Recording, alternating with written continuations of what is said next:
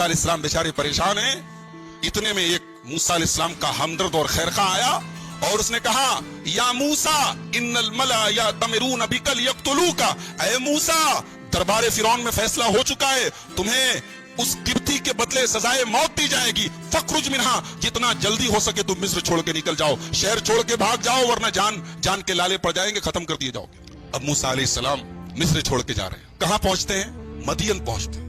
अगर आप नक्शा उठा के देखें तो मिस्र से मदियन कई 100 किलोमीटर दूर है। हजरत मूसा अलैहिस्सलाम बस भाग रहे हैं कि कैसे मैं भाग जाऊं।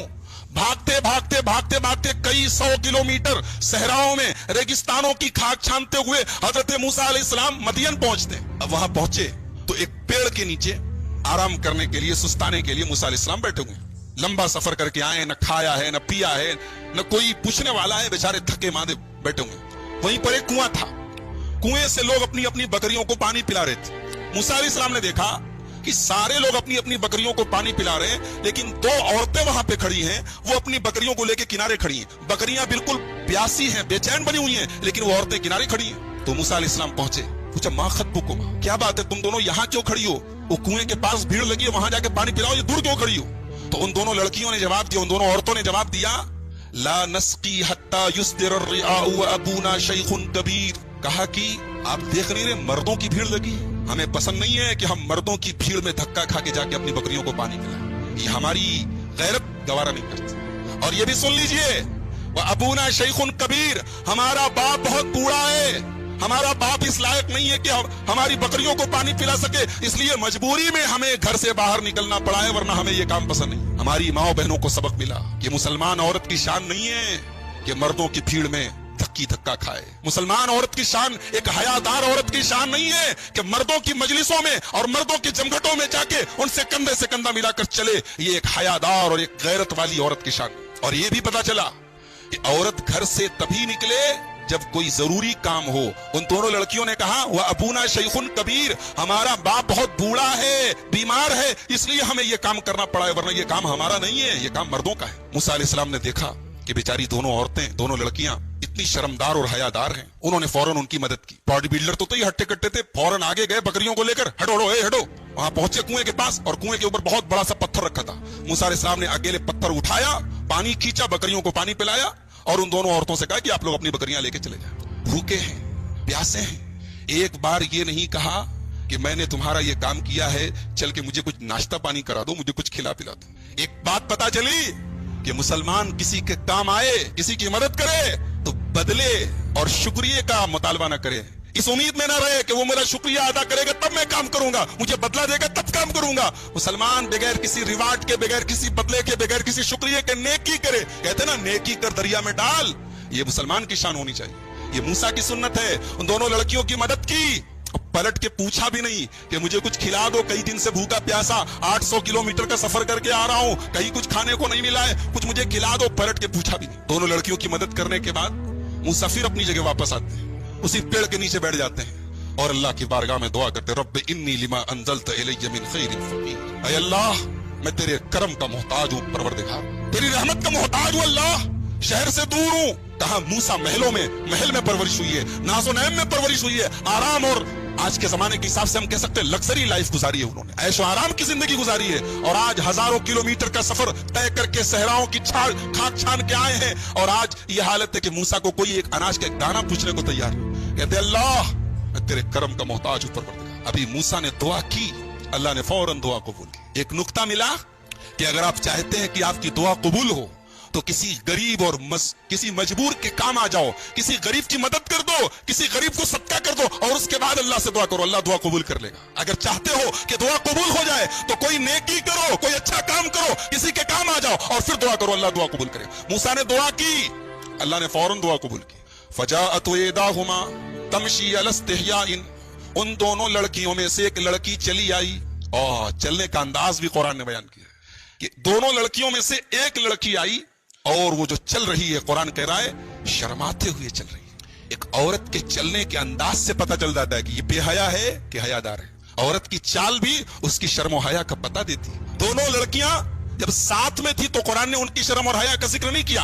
अब अकेली आई है तो कुरान खास तौर से कह रहा है कि शर्माते हुए चल के आ रही है, क्योंकि अब अकेली है। आके कहती है इन अबी यदऊका लियजज़ियका अज्र मा सक़ैत लना।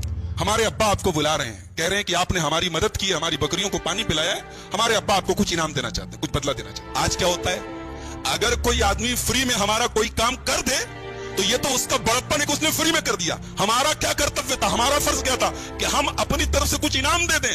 मगर आज होता क्या है, अगर कोई फ्री में हमारा कोई काम कर दे तो हम भी उसको फ्री में टरखा देते हैं। वो दोनों लड़कियां जब अपने घर गई और अपने अब्बा को बताया, बाप ने पूछा कि आज तुम लोग जल्दी आ गई, तो दोनों ने बताया कि आज एक मोटा ताजा हट्टा कट्टा नौजवान था, उसने हमारी बकरियों को पहले पानी पिला दिया।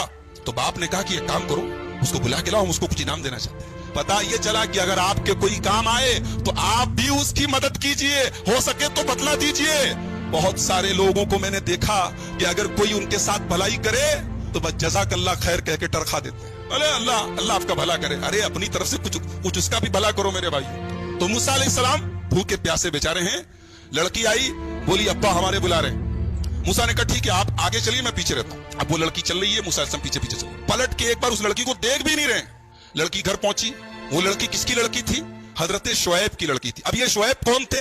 बाज उलमा ने कहा कि ये वही शुएब थे जो मदियन के नबी बनाकर भेजे गए, और बाज उलमा ने कहा कोई दूसरे शुएब थे। बहरहाल उनका नाम शुएब था। तो मूसा अलैहिस्सलाम पहुंचे, उन्होंने बिठाया, पूछा कहां से आए हो? मूसा अलैहिस्सलाम ने अपनी पूरी दास्तान सुनाई और कहा कि ऐसा ऐसा मेरे साथ मामला हुआ। उन्होंने कहा डरो नहीं, अब तुम सेफ हो। फिरौन की सल्तनत मिस्र तक थी, अब तुम फिरौन की सल्तनत के हुदूद से बाहर हो, तुम मदियन में हो, अब तुम्हें डरने की जरूरत। नजौत मिनल कौमिज़ ज़ालिमीन, अब तुम बिल्कुल सेफ हो, डरो नहीं।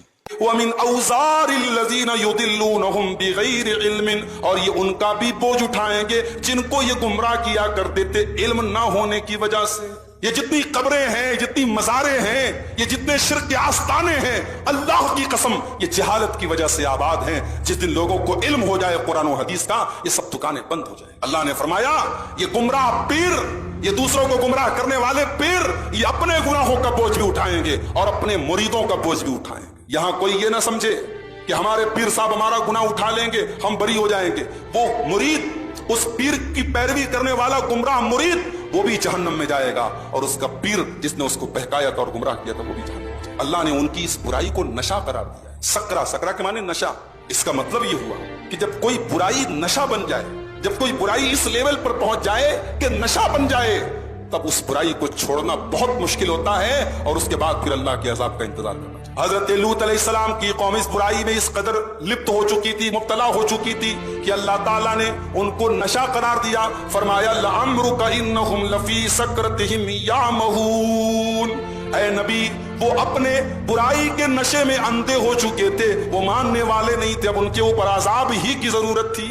और अमवातुन गैरु अहया, वो मुर्दा हैं, वो जिंदा नहीं है। वमा यशकुरून अय्यान युबासून, उनको तो ये भी नहीं पता है कि वो कयामत के दिन कब उठाए जाएंगे, उनका हिसाब व किताब कब होगा, उनका हश्र व नश्र कब होगा, वो तो अपने अंजाम से बेखबर हैं, और तुम उनको मुश्किल कुशा बनाए बैठे हो। उनकी कब्रों पर जाकर के तुम उनसे मांग रहे हो। तो कब्र परस्ती का खुल्लम खुल्ला रद्द है इस आयत के अंदर। अब इस आयत को सुनने के बाद भी अगर कोई मजारों पे जाके सजदा करता है और कब्रों पे जाके सर झुकाता है, और अल्लाह के अलावा किसी और को गरीब नवाज कहता है, अल्लाह के अलावा किसी और को दाता कहता है और दस्तगीर कहता है, तो वो अपने ईमान की खैर मनाए, क्योंकि कुरान कह रहा है कि अल्लाह के अलावा तुम जिनको पुकारते हो वो सब मुर्दा हैं, वो जिंदा नहीं है। 14वें पारे की पहली आयत में एक गलतफहमी दूर की गई। गलतफहमी ये है कि अगर अल्लाह तबारक व तआला को ईमान वाले ज्यादा पसंद हैं और कुफ्र से अल्लाह को नफरत है, तो दुनिया में हम देखते हैं कि बहुत सारे काफिर हैं, मुशरिक हैं, बड़ी ठाट की जिंदगी गुजार रहे हैं। उनके मुकाबले में जो ईमान वाले हैं बहुत परेशान हैं। तो ऐसा क्यों है? अल्लाह ने फरमाया रुबमा यवद्दुल्लज़ीना कफरू लौ कानू मुस्लिमीन। अल्लाह ने फरमाया कि एक दिन ऐसा आएगा, रुबमा यवद्दुल्लज़ीना कफरू लौ कानू मुस्लिमीन, एक दिन ऐसा आएगा कि ये काफिर लोग ये तमन्ना करेंगे, ये आरजू करेंगे कि काश हम मुसलमान होते। आज उनकी जाहिरी चमक दमक देख करके तुम फरेफ्ता न हो जाना, तुम धोखा न खा जाना, कल आखिरत में वो पछताएंगे और कहेंगे कि काश हम मुसलमान होते। दुनिया का क्या है भाई, दुनिया में कितना रहना है आपको? दुनिया की आरज़ी जिंदगी को आप आखिरत पर तरजीह तो नहीं दे सकते, वो परमानेंट जिंदगी है, और वहां काफिर का और मुशरिक का अंजाम बहुत बुरा होने वाला है। दुनिया में जो इंसान ईमान को बचा के लेके चला गया, कल कयामत के दिन उसकी खुशी का कोई ठिकाना नहीं होगा। और जिसने दुनिया में सब कुछ पा लिया और ईमान से महरूम रहा, वो कल अल्लाह की बारगाह में कहेगा कि काश मैं मुसलमान होता। फरमाया ज़रहुम ذرهم یاکلوا ویتمتعوا ویلہہم الامل فسوف یعلمون۔ اے نبی ان کافروں کو ان کے حال پر چھوڑ دو، ان کو کھانے پینے دو، ان کو موج مستی کرنے دو، ان کو مزے لینے دو۔ ذرهم یاکلوا ویتمتعوا ویلہہم الامل، ان کو 3 کام کرنے دو، یہ کھائیں گے پیئیں گے۔ ذرهم یاکلوا، یہ کھائیں گے پیئیں گے، ویتمتعوا، اور لذت اٹھائیں گے، فائدہ اٹھائیں گے، ویلہہم الامل، اور لمبے لمبے پلان بنائیں گے، لمبی لمبی امیدیں باندھیں گے۔ یہ 3 چیزیں کافروں کی علامت۔ کھانا پینا، یہ ہم بھی کھاتے پیتے ہیں، کھانا پینا ہمارے لیے حرام تو نہیں ہے، مگر جو کھانے کو زندگی کا مقصد بنا لے، جس کی زندگی کا مقصد صرف کھانا پینا ہو، صرف انجوائے کرنا ہو، ٹو ایٹ ٹو انجوائے، کھانا پینا ہے، انجوائے کرنا ہے، اور لمبے لمبے پلان بنانا ہے، یہ 3 کام اہل ایمان کے نہیں ہوتے۔ ایک مومن کو معلوم ہوتا ہے کہ اس کی زندگی کا ایک ٹارگٹ ہے، اس کی زندگی کا ایک مقصد ہے۔ کیا مقصد ہے؟ اللہ کو راضی کرنا۔ میں اسی لیے مسلمان، میں اسی لیے نمازی، میری زندگی کا مقصد تیرے دین کی سرفراز۔ اللہ نے فرمایا کہ ایک دن آئے گا کہ کافر لوگ تمنا کریں گے کہ کاش ہم مسلمان ہوتے۔ اے نبی آج ان کو کھانے پینے دو، انجوائے کرنے دو، اور لمبے لمبے پلان بنانے دو۔ فسوف یعلمون، ایک دن آئے گا ان کو اپنا انجام معلوم ہو جائے گا۔ اس کے بعد قرآن کریم کی ایک خصوصیت بتائی گئی۔ آسمانی کتابیں تو اور بھی ہیں نا، تورات بھی ہے، انجیل بھی ہے، زبور بھی ہے، مگر ایک خصوصیت ہے جو قرآن کو حاصل ہے۔ کیا ہے وہ؟ انا نحن نزلنا الذکر وانا لہ لحافظون، بے شک اس قرآن کو ہم نے اتارا ہے اور اس قرآن کو کی حفاظت کرنے والے بھی ہم ہیں۔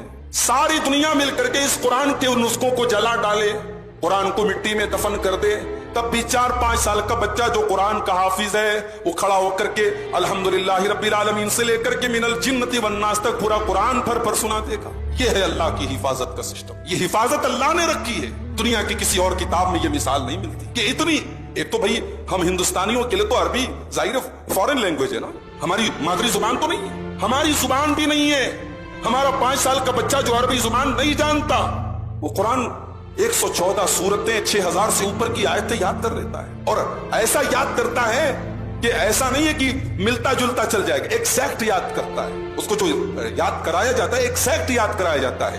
دنیا کے 100 حافظ آپ کو ملیں گے، اگر ایک حافظ نے بھی کہیں کوئی آیت غلط پڑھ دی تو فوراً 99 حافظ ٹوک دیں گے صاحب آپ غلط پڑھ۔ یہ ہے اللہ کی حفاظت۔ انا نحن نزلنا الذکر وانا لہ لحافظون، بے شک اس قرآن کو ہم نے نازل کیا ہے اور اس کی حفاظت بھی ہم ہی کرنے والے ہیں۔